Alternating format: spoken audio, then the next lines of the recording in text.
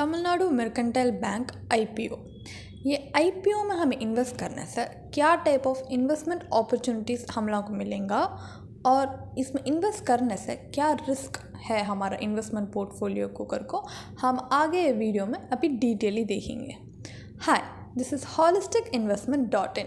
हम आपका सका इंडिविजुअल इन्वेस्टर्स सही फिनेंशियल डिसीजंस उठाने के लिए भी और आपका फिनेंशियल गोल्स जल्दी से भी और अभी स्मार्ट से रीच करने के लिए भी मदद करते। साल 2021 में 63 IPOs आया था और ये साल 2022 में 19 IPOs अभी तक आया है। आप IPOs में इन्वेस्ट करने के लिए कंसिडर करते हैं, वो भी particularly TMB Tamil Nadu mercantile bank IPO में इन्वेस्ट करने कंसिडर करते हैं तो ये वीडियो में उसका बारे में हमें क्या कवर करेंगे करको हम अब देखेंगे।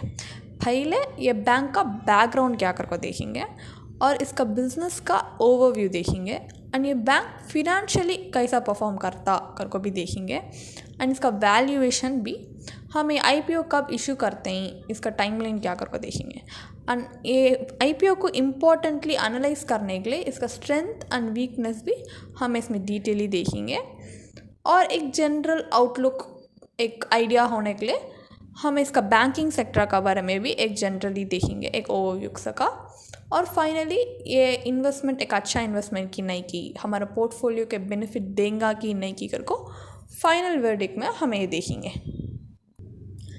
हमें अब तमिलनाडु मर्केंटाइल बैंक TMB का एक जनरल बैकग्राउंड क्या करको देखेंगे।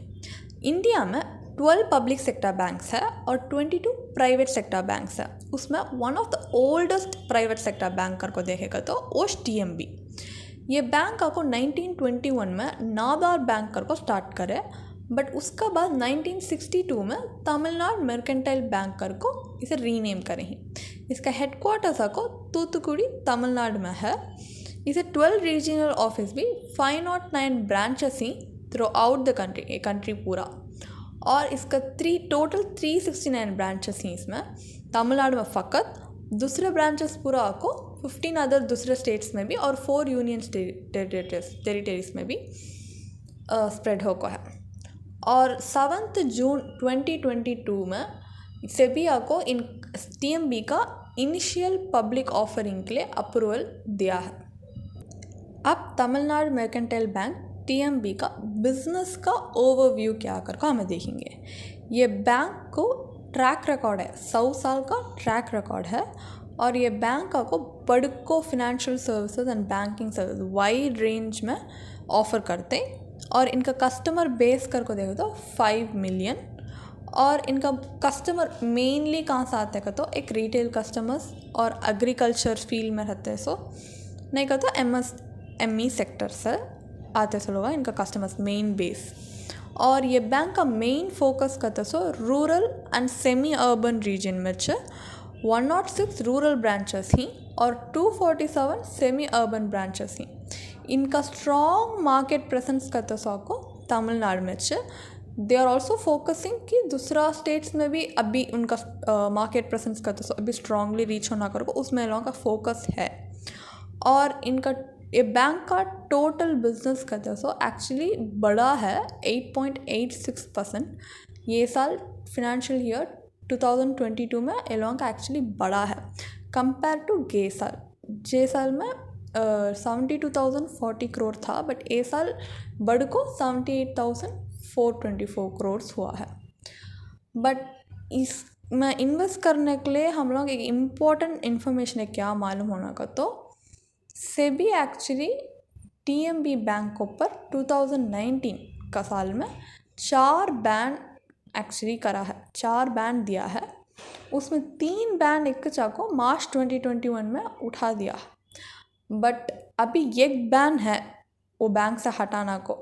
वो बैन रहने से वो लोगों से दूसरा क्या नया ब्रांच भी खोल नहीं सकते। वो बैन हटाए तक वो लोगों से नहीं खोल सकते। सो ये बैन से क्या हो जाता का तो वो लोगों का एक्सपेंशन प्लान में एक बहुत बड़ा रुकावट होको ये खड़ा है।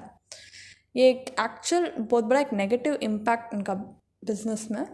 ये आप इन्वेस्ट करने के पहले ये एक चीज़ अच्छा कंसिडर कर लेना। अब तमिलनाडु मर्केंटाइल बैंक फिनेंशियली कैसा परफॉर्म कर रहा है कर को हमें देखेंगे। ये बैंक का टोटल डिपॉजिट 9.67% इंक्रीज़ हुआ है। इसका एडवांसेस को 7.8% इंक्रीज़ हुआ है। इसका नेट इंटरेस्ट इनकम का तो 18% इंक्रीज़ हुआ है और इनका प्रोविजंस एंड कंटिजेंसीज भी 18% इंक्रीज़ हुआ है। इसका टोटल रेवेन्यू करके देखा तो 4,656 करोड़ और इसका टोटल एक्सपेंस देखा तो 3,834 करोड़। इसका नेट प्रॉफिट को 901 करोड़ और प्रॉफिट आफ्टर टैक्स का तो 821 करोड़। 821 करोड़ कर को आफ्टर टैक्स का बाद इतना आता है एक्चुअली एक बहुत पॉजिटिव चीज़।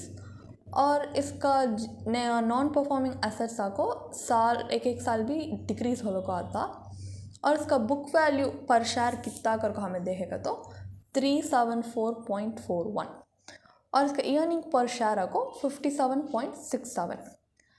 अब हमें ये मेट्रिक्स देखे बाद हम अभी एक चीज़ क्या समझना का तो ये बैंक का ये लगा 100 साल कंप्लीट करे सको क्या ऐसा कमेमोरेट करेगा तो एक स्पेशल डिविडेंड 4 रुपीज़ पर इक्विटी शेयर को अलगा एडिशनल अलग का रेगुलर 6 रुपीज़ पर शेयर का एडिशन वो एक अलग रिलीज़ करेंगे एक वैल्यू एडेड कस्टमर्स को रखना कर को। अब हमें टीएमबी तमिलनाडु मर्केंटाइल बैंक का वैल्यूएशन क्या कर को देखेंगे। इसका आईपीओ प्राइस बैंड को 500 रुपीज़ टू 525 रुपीज़। इसका अर्निंग पर शेयर आको फॉर के साल लास्ट ईयर का फिजिकल ईयर का को 57.67 बट इसका earning per share average last 3 physical years में क्या कर को देखा तो 42.87। ये आपको हमें ये दो भी कंपेयर करें इसका पी रेशियो के साथ कंपेयर करेगा तो 8.67x टू 12.24x ऐसा एक 8.67x टू 12.24x का तो एक जस्टिफाइबल फेयरली प्राइस हो को है कर को हमें बोल सकते हैं। दूसरा कैसा फेयरली प्राइस हो को बोलते हैं तो इसका कॉम्पिटिटर्स से भी कंपेयर करेगा तो ये एक्चुअली फेयरली प्राइस है। बट एक चीज़ क्या अच्छा याद रख लेना का तो इनका कॉम्पिटिटर्स में ऊपर कभी बैन नहीं है दूसरा एक नया ब्रांच खोलने के लिए बट इसका ये बैंक के ऊपर है क्या एक बिज़नेस का तो भी एक उसका ग्रोथ एंड एक्सपेंशन का तो बहुत इम्पोर्टेंट जो इसमें अब को ज़रा अनसर्टेन है। इवन तो ये फेयरली प्राइस रहा को तो भी इनका कॉम्पिटिटर्स में है एक एडवांटेज इनके पास नहीं है। सो ये आपको आप ये भी ए पॉइंट भी अच्छा कंसिडर करना इन्वेस्ट करने टाइम को। ये आईपीओ का बेसिक इशू डिटेल्स भी टाइमलाइन क्या कर को देखेंगे। ये आईपीओ का कितना जनरेट करेंगे करके एक्सपेक्ट करता का तो रेवेन्यू 831 करोड़। इसका एक शेयर का फेस वैल्यू देखेगा तो 10 रुपीज़ पर इक्विटी शेयर। इसका प्राइस बैंड को 500 रुपीज़ टू 525 रुपीज़। इसका रिटेल कोटा को 10%। मिनिमम लॉट साइज को 28 शेयर्स फॉर एक लॉट के लिए 28 शेयर्स और इसका मिनिमम अमाउंट को एक लॉट के लिए 14,700। ये ऑफर को 5 सितंबर खुलता और इस 7 सितंबर क्लोज हो जाता। इसका अलॉटमेंट का फाइनल कब होगा का तो 12 सितंबर और रीफंड्स कब हम मिलेंगे इनिशिएट होगा ऐसा का तो 13 सितंबर और आपका डीमैट अकाउंट के कब क्रेडिट होगा का तो 14 सितंबर और ये आईपीओ गेन में लिस्ट होता है कि लॉस में लिस्ट होता है कि कर को हम लोगों को 15 सितंबर मालूम हो जाएगा। टीएमबी का अब स्ट्रेंथ क्या कर को हमें देखेंगे। या को इंडिया में है सर एक बहुत पुराना प्राइवेट बैंक और ये 16 स्टेट्स एंड 4 यूनियन टेरिटरीज में है। इसे एक बहुत स्ट्रॉन्ग कस्टमर बेस है जिसमें 5 मिलियन कस्टमर्स ही और ये तमिलनाडु में हाईली फोकस्ड रहा का तो भी ये लोगों को अभी प्लान्स ही ये बैंक को कंट्री पूरा अभी नया ब्रांचेस खोल को एक्सपैंड करने के लिए। और ये बैंक का current and savings account ratio क्या कर को देखेगा तो टोटल डिपॉजिट्स का 30.5% ये साल मार्च एंड में और फिनेंशियल ईयर 21 to 22 में इनका नेट प्रॉफिट को 36% होकर इंक्रीज हुआ है। मतलब 822 करोड़ है इनका नेट प्रॉफिट जैसा 20 to 21 का है तो फिनेंशियल ईयर में 603 करोड़ था उससे भी ज़्यादा 822 करोड़ को ये इंक्रीज़ हुआ है।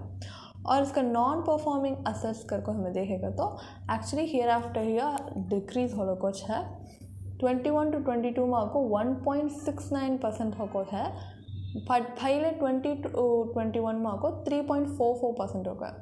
सो ये कंपेयर करेगा तो इसका नॉन परफॉर्मिंग असेट्स आपको कम होने कुछ है।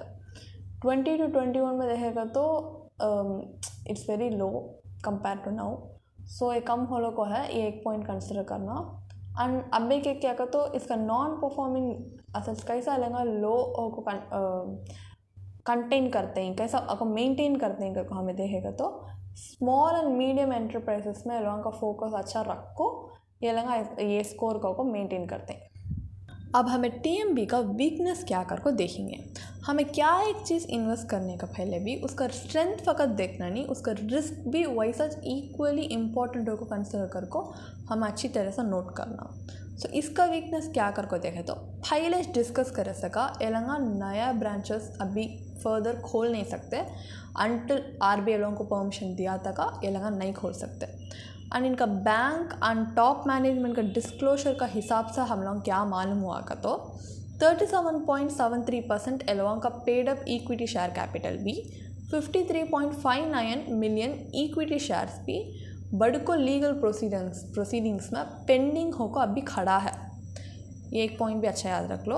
और अभी के क्या कहते तो एलोंग का बैंक का फोकस कहाँ है, मेन फोकस करके देखो तो साउथ इंडिया में। तो साउथ इंडिया में पॉलिटिकली नहीं, जोग्राफिकली नहीं, इकोनॉमिकली कहते हुए एक नेगेटिवली इम्पैक्ट होता, रिस्क होता का तो ये बैंक का ऑपरेशन एंड फिनेंशियल परफॉर्मेंस का तो वेरी नेगेटिवली इम्पैक्ट होगा। और ये बैंक को अभी तक बड़ को विजिल ब्लोअर्स अनोनिमसली आपको ये बैंक को एक्सपोज करना ऐसा को देखें ही, और ये फ्यूचर में भी कंटिन्यू होने बड़ को चांसेस है। और ये बैंक का फॉर्मर डायरेक्टर एक रिटर्न पिटीशन आपको फाइल करें ही वो ये आईपीओ को नहीं आना कर को प्रिवेंट करने के लिए, जो अभी मद्रास हाई कोर्ट में पेंडिंग में है। और ये बैंक मैं आपको क्या कहता हूँ अभी कहती है स्मॉल स्केल इंडस्ट्रीज़ में यानी एग्रीकल्चर इंडस्ट्री में कहते भी एक बड़ा डेवलपमेंट हुआ का तो ये बैंक का एनपीआर को इंक्रीज़ होगा। अब हमें टीएमबी का आईपीओ कब इशू होता, टाइमलाइन क्या, एडवांटेजेस ऐसा बड़ को चीज़ें देखे। बट अब जनरली अब यहाँ का एक बैंकिंग स्टॉक नहीं, सो एक जनरल बैंकिंग सेक्टर कैसा कर को एक जनरल ओवरव्यू हमें इसमें आप देखेंगे। अब बैंकिंग सेक्टर का चैलेंजेस कर को देखेंगे तो वो लोगों का अकाउंटिंग स्टैंडर्ड्स का तो बहुत हाई लेवल में रहता, और रेगुलेशन वेरी स्ट्रिक्ट रहता, डिस्क्लोजर नॉर्म स्ट्रिंजेंट रहता, ऐसा बहुत चैलेंजेस ही। और पैंडेमिक की वजह से क्या हुआ तो बैंक्स को डिजिटल बैंकिंग के ऊपर बहुत रिले करने शुरू कर लिए, देर फोर्स्ड उनका डिजिटल बैंकिंग को स्ट्रेंथ करने के लिए उनको फोर्स करना पड़ा। अब ये टीएमबी का एक्चुअली कंपेयर करेगा तो डिकेड्स बैक बहुत साल का पहले कोर बैंकिंग सिस्टम इंट्रोड्यूस होने टाइम को टीएमबी एक्चुअली बहुत स्लोएस्ट वो सिस्टम का अडेप्ट होने के लिए, बिकॉज पहले लोग अगेंस्ट थे उसका। देन टाइम जाने दूसरे बैंक कॉम्पिटिटर्स के साथ उनको एडवांटेजेस कम होता देखो वो लगा आपको स्लोली अडॉप्ट करना शुरू कर लिए। वैसा चको इसमें भी डिजिटल बैंकिंग में भी देखेगा तो वो लोगों को they have a lot of scope to improve, वो लोग अभी इम्प्रूव कर सकते हैं, अभी स्ट्रेंथ कर सकते हैं उनका डिजिटल बैंकिंग। सो उनका कॉम्पिटिटर्स के साथ उन लोगों का एक एज रंगा अभी बोलने गए तो। और अब भी एक बैंकिंग इंडस्ट्री को एक मेन लेवल ऑफ थ्रेट, एक मेन रिस्क ऐसा करके देखा तो अब बात आसो नया फिनटेक कंपनीज। ये फिनटेक कंपनीज लोन प्रोडक्ट्स ऐसा बड़ को चीज़ें देखो बैंकिंग इंडस्ट्री को एक लेवल को लगा एक थ्रेट हो को फॉर्म हो को ही। और अब के क्या कर तो चैलेंजेस में हमें देखेगा तो अनपेड लोन्स को नॉन परफॉर्मिंग एसेट कर को बोलते हैं। ये रिटर्न ऑफ करते सको एक डिस्क्रिशनरी डिसीजन बेसिस में है, ये अगर एक अच्छी चीज़ नहीं, ये एक्चुअली बोल रहे थे बैंकिंग इससे आपको एक रिस्क चाहिए। सो ऐसा ज़रा चैलेंजेस भी बैंकिंग सेक्टर में करके देखेगा तो है इन जनरल। अब फाइनली टीएमबी को लेना कि नहीं की, एक अच्छा इन्वेस्टमेंट की नहीं की करके हमें देखेगा तो इसका पॉजिटिव्स में देखें तो स्ट्रॉन्ग है इसका फाउंडेशन का तो एंड इसका पास्ट ट्रैक रिकॉर्ड भी पॉजिटिव है, और इसका बिजनेस एक्सपेंड करने का अपॉर्चुनिटीज़ फ्यूचर में अगर देखें तो भी अच्छी तरह से है, और इसका वैल्यूएशन भी पॉजिटिव से आया है। बट इसका नेगेटिव्स कर को हमें देखें तो अभी इसका लीगल प्रोसीडिंग बड़ को पेंडिंग में है, और अभी नए ब्रांचेस खोलने का बैन है। अब दूसरी चीज़ लाइक बैंक का दूसरा कहते भी एक टेक्निकल इशू ऐसा का तो भी हमें बोल सकते दे कैन चेंज करो, बट ये चीज़ आपको बोर्ड ऑफ डायरेक्टर्स का हाथ सेट बाहर है। सो इसमें से ये एस्पेक्ट में ये बैंक का को ज़रा अनसर्टेन है इसका, जो आपको नेगेटिव इम्पैक्ट दे सकता।